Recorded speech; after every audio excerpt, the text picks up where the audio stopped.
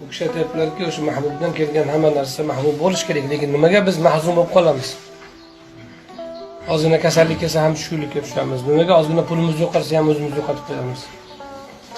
Nimaga bir ikki og'iz gapga ham tashvishga tushaveramiz?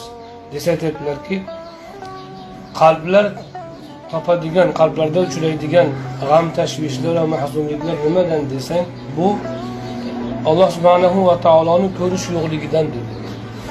Qalb Allohni ko'rmayotgani uchun boshqa narsalar bilan g'amgin bo'lyapti.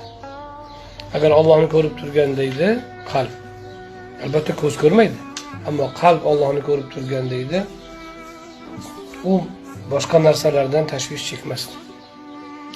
Davud alayhissalomga Alloh subhanahu va taolo vahiy qilib aytgan ekanki, ey Davud, mendan boshqaning tashvishini qalbingga kiritma degan ekan. Aralashtirma. Qalbingga mendan boshqani tashvishini kiritma, aralashtirma.